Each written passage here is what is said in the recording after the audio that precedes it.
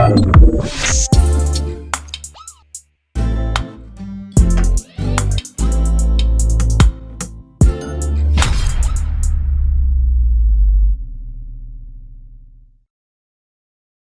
hijos me fueron a buscar y comenzaron a insultarme.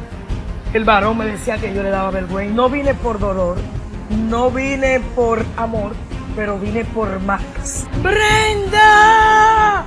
Yo soy el Dios que tú llamaste a tu prevención. Yo soy el Dios que te va a quitar el tiempo. Yo soy el Dios que va a limpiar tu nombre. Yo soy el Dios que te va a quitar el cigarrillo. Yo soy el Dios que te va a quitar el alcohol. Hola, ¿qué tal mis queridos amigos de las diferentes plataformas sociales? Es para mí un gozo el poder dirigirnos a ustedes por medio de este espacio Conexión Cristiana 2.0. Para nosotros en verdad es una gran bendición poder crear este tipo de contenido que pueda bendecir tu vida y que pueda llegar a usted de una forma muy poderosa, muy especial.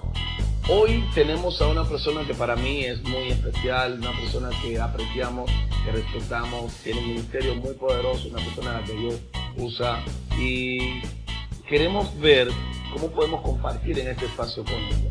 Me refiero a mi querida hermana Brenda Batista. Ella está aquí con nosotros hoy en este día. Cuéntame, Brenda, ¿cómo va todo? Bendiciones, mi hermano. Quiero bendecir a cada una de las personas que me está viendo. Quiero bendecirte a ti y agradecerte por la invitación. Y es poderoso lo que el Señor va a hacer en esta hora. Amén, amén. Así que yo necesito que nos conectemos porque nosotros traemos palabra de Dios para cada una de las personas que cree que ya el Señor nos lo va a libertar.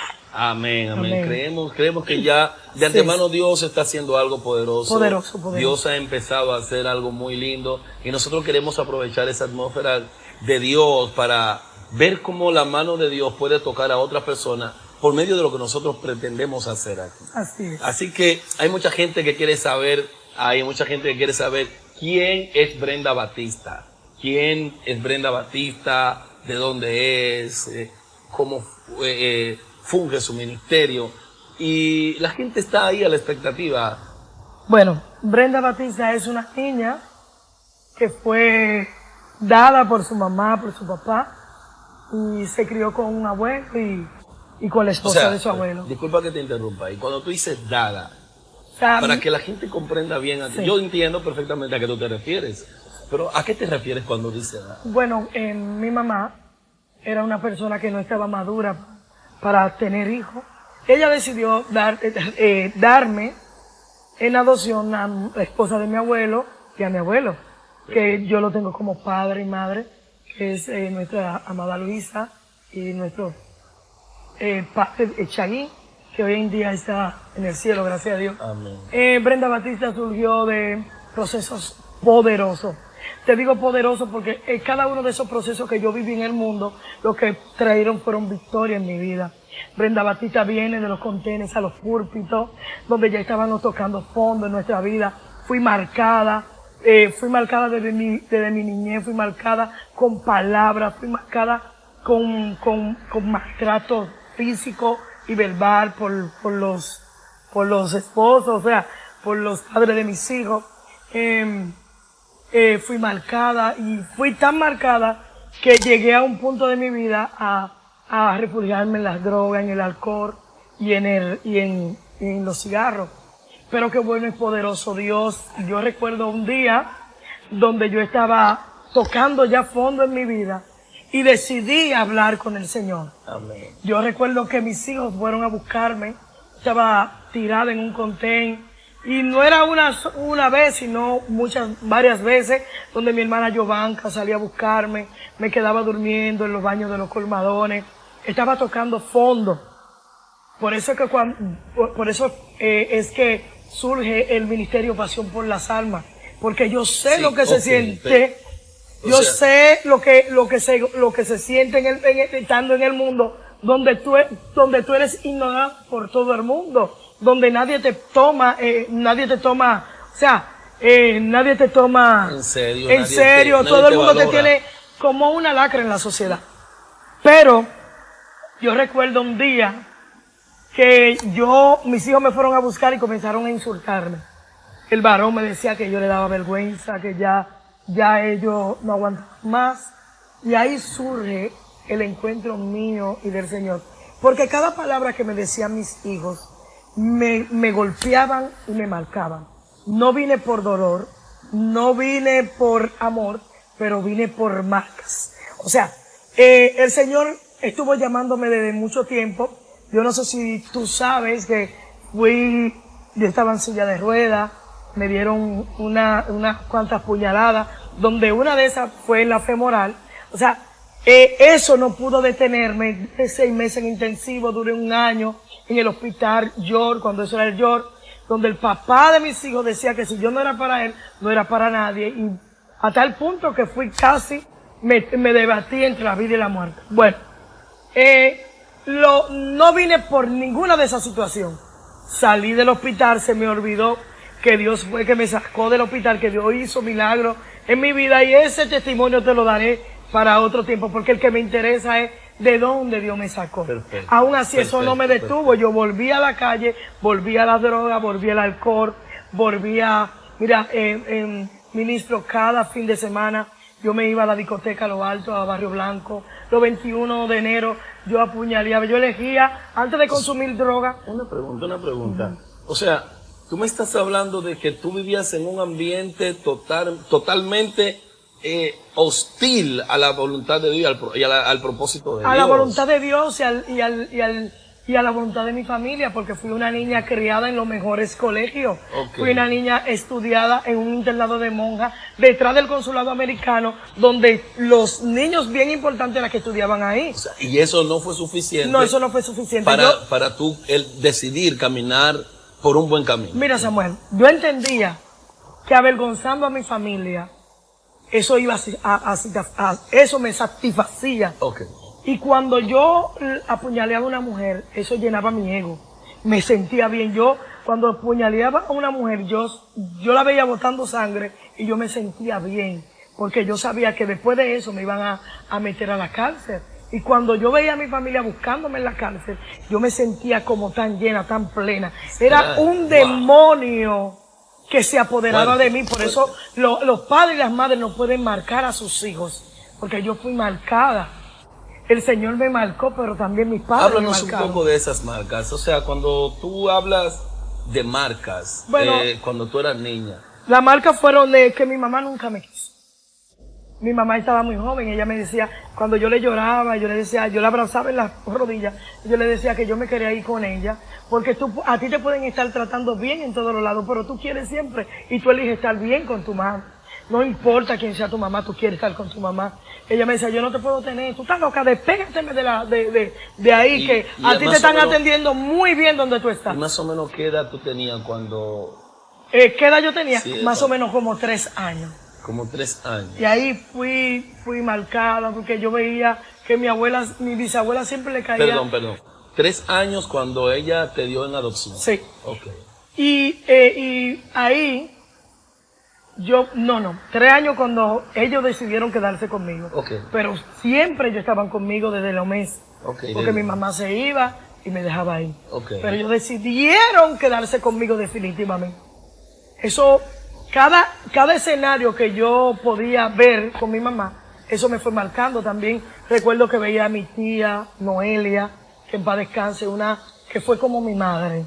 También recuerdo como mi bisabuela, que yo era una de sus niñas lindas.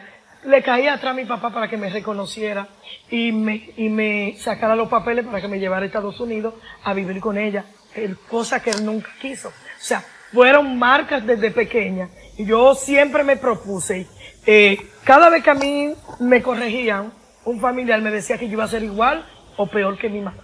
Y yo me propuse dentro de mí no ser igual que mi mamá, sino peor que mi mamá.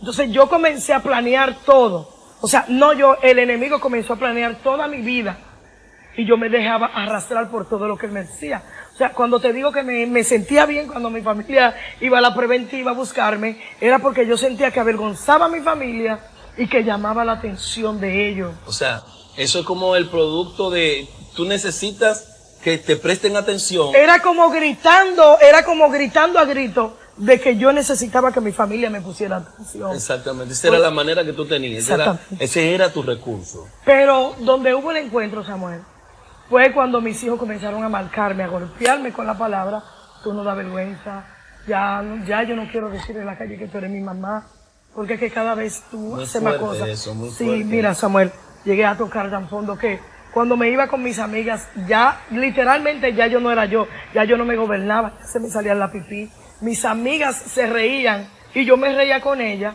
para disimular, pero cuando yo llegaba a mi casa, la vergüenza me mataba, duraba hasta semanas sin salir. Y ahí es que Dios comienza a tratar conmigo. No vine por las estocadas que me dio el padre de mis hijos, no vine por todo lo que pasé en el mundo, pero vine por vergüenza. Vine por las palabras que me marcaron de mis hijos. Y yo decidí llamar a Cristo. Ahí fue a las 4:20 de la madrugada. Sí, porque no quiero que te me adelantes, porque una pregunta, ¿tú te refieres a estocadas que recibiste? Puñaladas, de 17 puñaladas. 17 puñaladas. Sí. Eso fue en todo el cuerpo. No, en todo el cuerpo no. Hay varias marcas. Hubieron pequeñitas, pero hubieron dos que me marcaron. Y fue una que fue la femoral, o sea, donde esta es la vena conectada, vena conectada al corazón. Muy peligroso. Donde los médicos decían que solamente yo y otro personaje se habían salvado, porque es muy peligroso.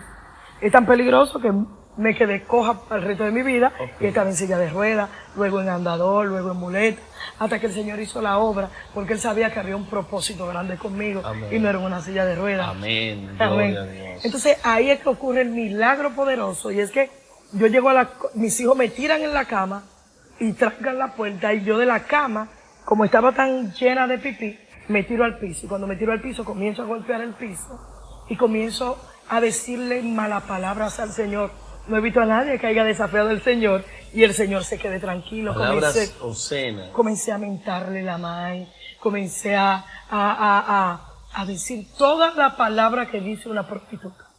Yo se la decía al Señor y lo desafiaba y le decía, tanto que tú dices, que tú eres el Dios que cambia. Pero todo eso sabemos que era en desesperación. En desesperación. Y en la ignorancia en la que tú vivías. En desesperación, en la ignorancia, en el dolor. De que ya por más que yo estaba tocando fondo, como que ya nadie me hacía caso, como que ya yo no llamaba la atención. Y yo necesitaba un cambio. Y ahí fue que el Señor comenzó a tratar conmigo. Pero antes de eso, no puedo dejar fuera a un siervo de Dios que es de Casa de Buena Nueva, que le dicen Luis Miguel. Él comenzó a tratar. Por eso yo siempre predico y le digo a los evangélicos que salgan detrás de las almas. Ese muchacho él pertenecía al grupo de adoración. Y cuando él decidía irme a buscar, él no le importaba. Yo podía estar borracha, podía estar drogada, y él se sentaba en la puerta y me decía, yo te voy a esperar. Yo te voy a esperar. Y entonces comenzó el Señor a tratar conmigo. Ahí, cuando mis hijos me dicen, entonces me marcan. Y yo comienzo a darle al piso, a golpear el piso, y a decirle, si tú eres el Dios que cambia a las prostitutas, yo te desafío que me cambie a mí. O sea, tú también te prostituías. Yo me prostituía, yo me llevaba a niñas del colegio, me las llevaba a Juan Dolio, a Boca Chica. O sea, que también tú eras como una especie de líder en ese ambiente. Sí, una especie de líder que me ha costado, porque he visto cada una de esas amigas y cada una de esas personas que yo saqué refundida en el vicio. O sea, esas niñas no estaban capacitadas para que yo le diera droga. Entonces yo me la llevaba a prostituir, a engañada, y le echaba droga en los vasos para que ellas se prostituyeran con los gringos. Cuando ellas estaban con los gringos, entonces yo les quitaba el dinero. O sea, había que darme la mitad del dinero. O sea, mucho daño. Yo le decía al Señor, yo soy tan mala que tú mismo no me haces caso. Pero si tú eres el Dios que todo el mundo predica, que todo el mundo me habla, que todo el mundo dice cuando yo voy a la iglesia, cámbiame a mí, yo te desafío, cámbiame a mí, yo le decía al Señor. Pero un día se inventaron una campaña, de esa que le dicen campaña relámpago, donde estabas tú, donde yo no te conocía a ti ni tú me conocías a mí, donde tú no sabías la situación que yo estaba pasando, porque tú vivías tu vida en tu mundo, yo vivía mi vida en mi mundo. Exacto. Pero fue algo que me impactó tanto, y era que el Señor comenzó a tratar conmigo con la batería. Yo estaba acostada luego de una rumba, como le dicen en el mundo. Una rumba. Y la batería comenzaba a sonarme, pero era algo tan extraño porque yo te estoy hablando de una distancia muy lejos, que la batería no podía sonarme en mi oído, Samuel. Okay. Pero cuando Dios tiene un propósito grande, Él se las trae. A mí me encanta la forma del Señor. Y ahí comienza la batería y yo comienzo a decir todas las malas palabras obscenas y ya tú sabes, dentro de mi cuarto, y me ponía la almohada y me ponía esto y yo decía, pero ellos no me van a dejar dormir. Pero de repente entraron dos personajes que antes yo no entendía quiénes eran, pero yo sé que eran dos ángeles que el Señor había enviado. Y ellos me tomaron, yo en mi ropa que tenía, de al otro día, me tomaron un brazo aquí y me llevaron a la campaña. Era algo como tan extraño que yo decía, ¿qué yo hago aquí? Yo no entiendo qué busco aquí. Bueno, pues pasa todo esto para parafrasear. Te entregan a ti. Esa fue la campaña que yo estaba ministrando. Y yo recuerdo que te entregan a ti y tú no puedes predicar. Tú nada más decías, bueno, vamos a leer la Biblia en tal y tal contexto, y tú decías, ay Dios mío, como por dentro, déjame predicar. Pero de repente era algo como que te salía por dentro. Y era el mismo Espíritu Santo diciéndote, yo no te invité a ti a predicar, yo te invité a que me llame a Brenda. Yo recuerdo que en la última palabra que yo le dije al Señor, yo me voy a convertir el día que tú te atrevas a llamarme. Ahí fue algo súper poderoso. Ahí yo dije, no, pero esto es algo sobrenatural. Y yo te veía peleando. Había una batalla. No, había peleando porque tú te has invitado a predicar, no a que llame a Brenda. Y ahí tú comenzabas a decir, ¡Brenda! ¿Alguien conoce a Brenda por aquí? Ajá. Todo el mundo miraba a la misma dirección, miraba a mi casa. Y yo decía, pero si fuera a mí todo el mundo se diera cuenta que yo estoy aquí atrás. Tú no me viste, nadie me podía ver. Pero ¿qué pasa? Que tú vuelves y sigues queriendo intentar leer la palabra. Y cuando lee la palabra comienza a correr y a hacerle la Biblia así. Dice, ¿alguien conoce a Brenda por aquí? Y tú decías, Dios mío, déjame predicar. ¿Quién es Brenda? ¿Alguien la conoce? Y tú insistías en leer la palabra hasta que salió un grito y tú dijiste, ¡Brenda! Yo soy el Dios que tú llamaste a las 4:20 de la madrugada. Yo soy el Dios que tú desafiaste a las 4:20 de la madrugada. Y yo bueno, ahora. Pero yo no me voy a comer. En mis planes nunca estuvieron yo ser cristiana. En mis planes nunca estuvieron yo salir. Mis planes nunca estuvieron yo salir, yo cambiar. O sea, fue algo sorprendente lo que Dios hizo conmigo. Aquella mujer que consumía 40, 50 cigarrillos diarios. 40, 50 cigarrillos. Sí, porque yo hacía una combinación, era de la cocaína ligarla con el cigarro. Okay. Sí, y el alcohol. Yo hacía una combinación.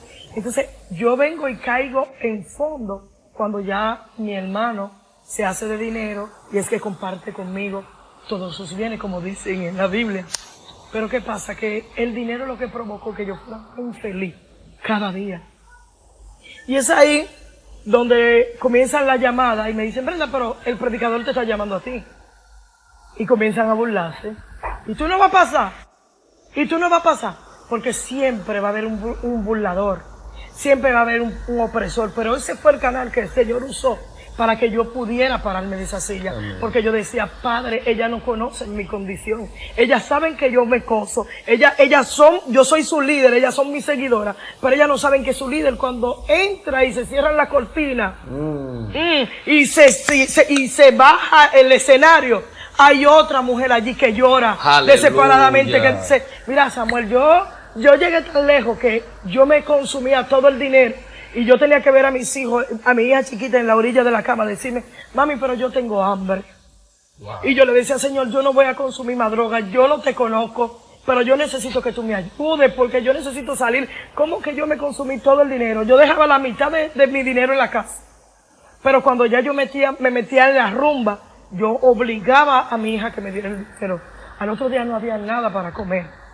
Pero cada cual conoce su condición. Sabía de qué pie yo estaba cojeando. Yo sabía que yo tenía que tocar el manto, Samuel, porque yo sabía que por un propósito grande el Señor me devolvió la vida. Yo recuerdo cuando el padre de mis hijos me dio la puñalada, yo estaba en la morgue, en Samuel, donde mi familia tenía la cabeza en mi barriga, y yo le decía al Señor, yo no te conozco, pero dale saber a mi familia que yo estoy viva. Yo podía escuchar los gritos, y fue algo sobrenatural, y desde ahí yo comencé a deducir que había un propósito, que había un plan. Tú estabas en la morgue. Sí. Ya tú estabas en la morgue. Sí. Y eso fue en el hospital George. En el hospital George. Y es algo sumamente fuerte, porque decía el doctor Suárez, que él decía, nadie, después que alguien se muere, va a la morgue. Pero yo no sabía esa parte. De ese sí, testimonio. yo le he testificado mucho.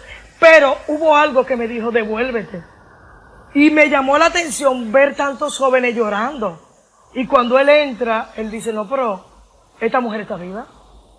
Mira, el Señor movilizó. Y tú podías escuchar. Yo escuchaba todo, hasta cuando me estaban operando, dame la tijera. Yo oía el doctor que decía, se fue, se va.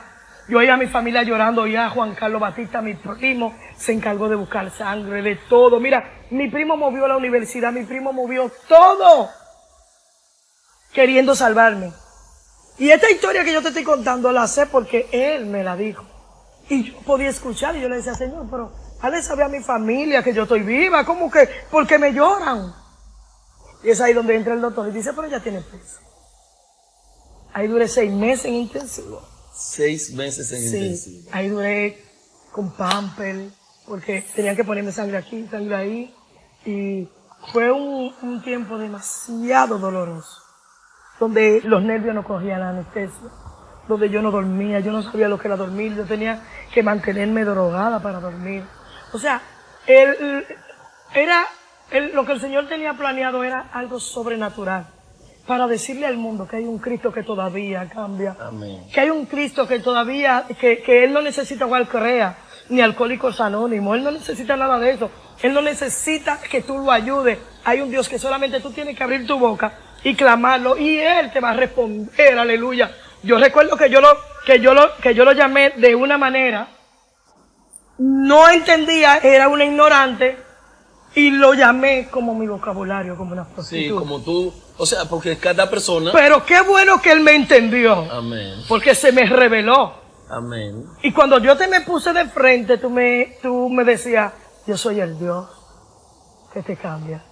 Yo soy el Dios que tú llamaste a las 4:20 de la mañana, pero eso no me impactó. Ahí yo, frente de ti, yo decía, mi hermano se puso de hablador. De que se termine este culto, yo le voy a cerrar puñal a mi hermano. Sí, porque el diablo es así. Ay, santo. Pero hubo algo que me impactó, y es como Dios te usó de una manera poderosa. Y era que mientras tú me decías todo lo que yo había hablado con el Señor, yo le decía, yo llorando, yo caí. Yo no sé si tú recuerdas que yo me caí, pero luego me levanté de nuevo. Y era levantándome cuando se acabó el culto, pensando en la droga y en la bebida. Entonces, pero hubo algo que me impactó, y es porque tú me dijiste, mírame a los ojos. Y cuando tú me dijiste, mírame a los ojos, yo perdí el conocimiento total y me quedé parada. Y era donde yo podía tener una conversación con el Señor y decirle, Señor, mira, Él me está diciendo cosas que no combinan, porque yo soy una pecadora, yo soy una drogadicta, yo soy una prostituta, y yo he hecho muchas cosas malas. Y Él no sabe que yo tengo que consumir diario, y Él no se imagina. Y Él está equivocado, Él está adivinando, porque ¿cómo que yo soy la niña de tus ojos? ¿Cómo Él me dice que yo voy a hacer que ya no me llamarán la ramera, que me van a llamar la sierva, la ministra? Como así yo no entiendo lo que Él me dice. Si Él supiera todo lo que yo hago, Él no me estuviera diciendo, yo te pido que no permita que nadie le diga mi testimonio, que nadie le diga quién yo soy. Y ahí comenzó el Señor a tratar, y entonces volviste y me topaste la quija. Y yo decía, es que Él no sabe que yo soy una drogadicta, que nadie me puede ayudar.